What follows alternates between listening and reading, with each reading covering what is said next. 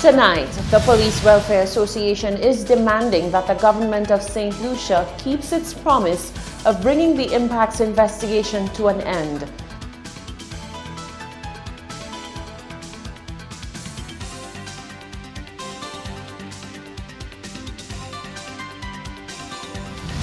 The St. Lucia Labour Party calls on Prime Minister Alan Chasney to reveal the details of the government's use of CIP monies.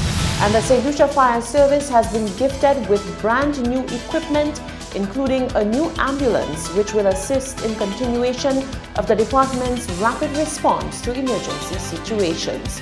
The details of these stories and more are coming up.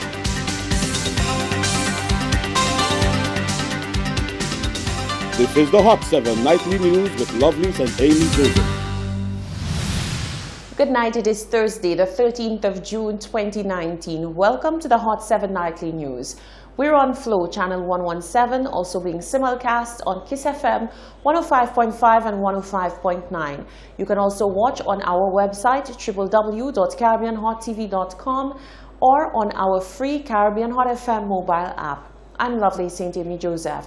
Thank you for joining us. We begin with news that the Department of Education, Innovation and Gender Relations has granted permission to members of the St. Lucia Teachers Union to attend a general meeting tomorrow, Friday, the 14th of June.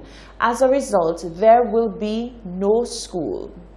With that said, we go into tonight's broadcast. The president of the Police Welfare Association is demanding that the government of St. Lucia keeps its promise of bringing the impacts investigation to an end. Travis Chico says police officers involved have been greatly affected and say they have been used as scapegoats long enough. Rochelle Gonzalez begins our reporting. Police Welfare Association President Travis Chico has made a strong statement against the government of St. Lucia, demanding that they uphold a 2016 campaign promise to bring to a close the impacts investigation.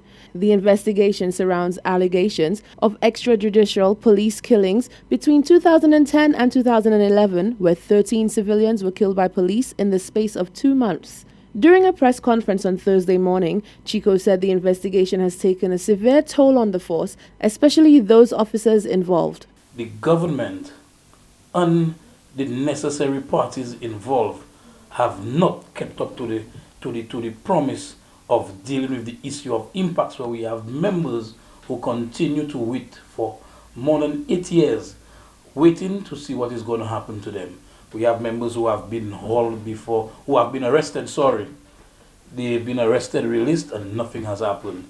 And you could imagine the psychology of a police officer having been arrested, interviewed for the offense of murder, and for you to now take him and send him back to work, how devastated he can be. We add on even further that it's going to bring some issues when it comes to his family. And this is where the Welfare Association must come into play. Chico stated that the officers of the Royal St. Lucia Police Force are tired of being on the receiving end of the blame surrounding Operation Restore Confidence. Impacts has been a sour point for our organization. Because of impacts, we've seen the hands of the police kind of being really tied. We've not been able to get the proper training to really serve the public. And for some reason, everybody has tried to sweep impacts under the carpet. Impacts cannot be swept under the carpet. What must be done with impacts has to be done, and it needs to be done now, because there is a saying that says justice delayed is justice denied. And we are at the end of the stick where we are being kept back. We all know the contents of the report, it was read. However, we are the scapegoats. The police, the police, the police. The PWA president said an explanation is owed to the police and St. Lucians overall. We know for a fact 3 investigations have been done. The outcome must be said to the people of this country. We owe the people of this country what is the outcome of the investigations. It cannot be that we just continue to say we are dealing with it, we are dealing with it, we are dealing with it.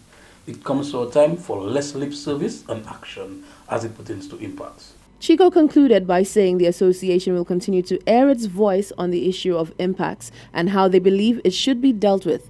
Reporting for Hot 7 News, I'm Rochelle Gonzalez. The Police Welfare Association is promising to stay clear of an ongoing investigation surrounding the police shooting which resulted in the death of a teenager. President of the Police Welfare Association, Travis Chico, after extending condolences to the teenager's family, says the association will wait until the end of the investigation or when they are properly briefed on the matter before commenting further.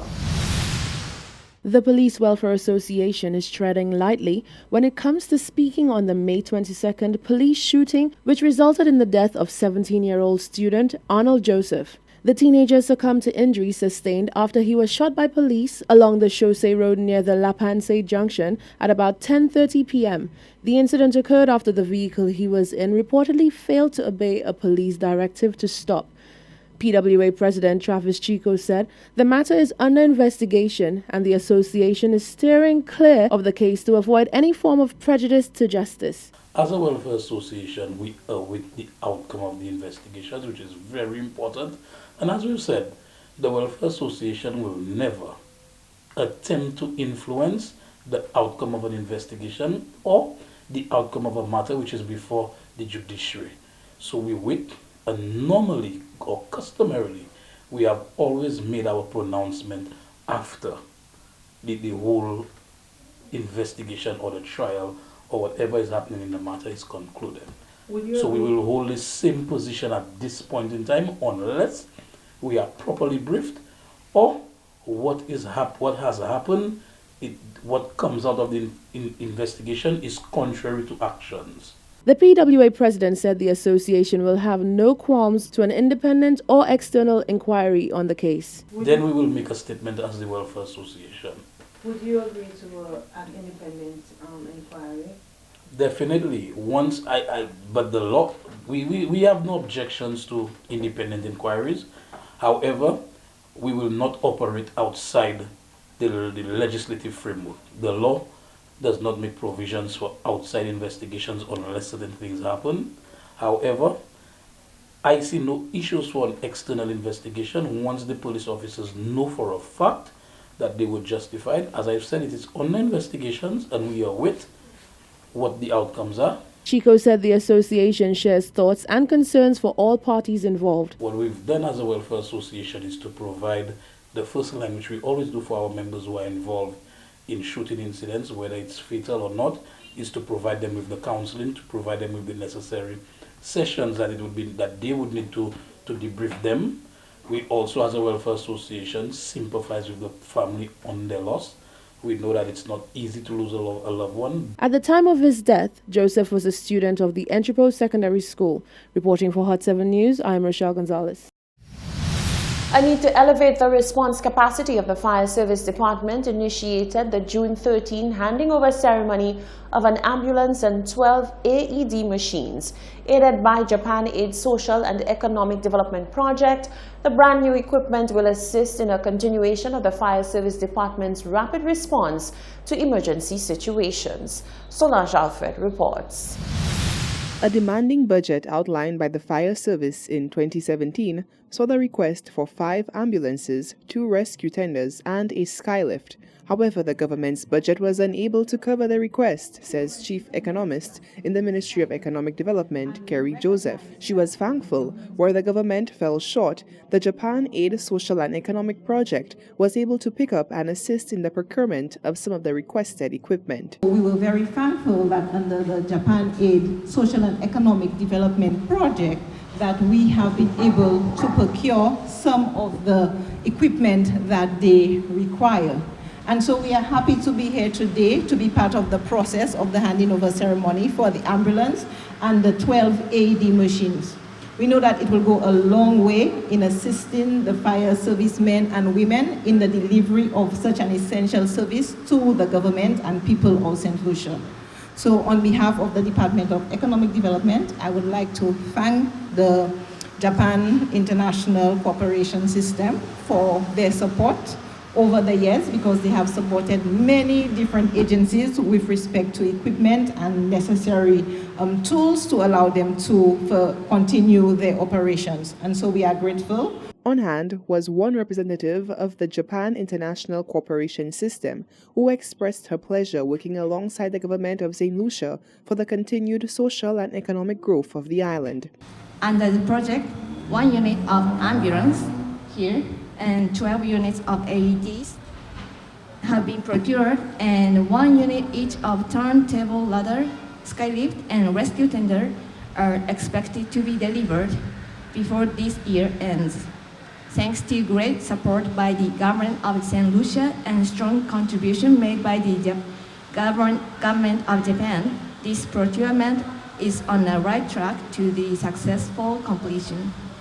I'm very pleased that the delivery of the aforementioned products have been successfully completed, and I trust that with the strong leadership of the officers at St. Lucia Fire Service, the product procured under the project will provide adequate emergency response to the people in St. Lucia.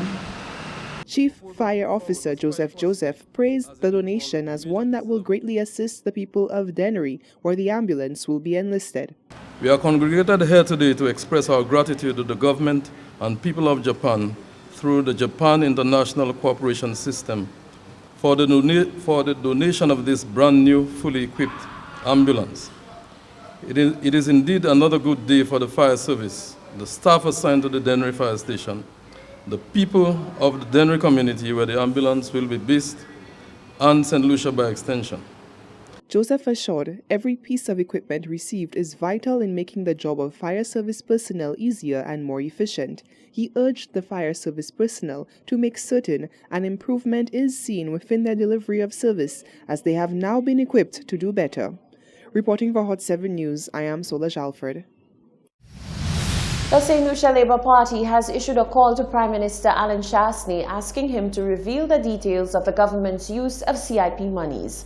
The call was sent out via a press release on Thursday, which read, quote, "The St. Lucia Labour Party denounces the Prime Minister for misleading the Parliament and the people of St. Lucia on the use of CIP monies. The Prime Minister, during the last sitting of Parliament, attempted to explain that the budget estimates for 2019-2020 contains projects which are identified as projects to be funded under the CIP. The SLP maintains that the Prime Minister never mentioned in his presentation on the estimates, nor in his budget statement, any project to be financed with CIP monies. However, he has belatedly presented a list of projects which is in the budget which he claims satisfy the requirements of the law.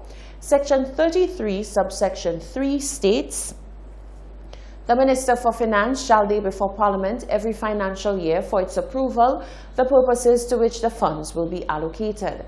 The SLP rejects this backdoor way of seeking approval for the use of the funds from the CIP. The central issue, it says, is not how the PM intends to use the monies to be earned from the CIP. This is a separate issue. The central issue is how the CIP monies collected since 2016 have been used by the Prime Minister. The SLP says the Prime Minister has yet to present to Parliament and St. Lucians a statement on how much money was collected from the CIP unit each year and where the monies were used. The SLP calls on the Prime Minister to respect accountability and transparency and provide the information. The law requires it, and the Parliament and people of St. Lucia require such information. We must know where the CIP money has gone. That was a statement by the opposition St. Lucia Labour Party. You're watching the Hot 7 Nightly News. Still to come, the island's chief nutritionist is exploring the idea of higher taxes for sugary drinks. The blind welfare receives a hefty check from Massey Stores, and M&C Drugstore donates wheelchairs to Victoria Hospital. Stay with us.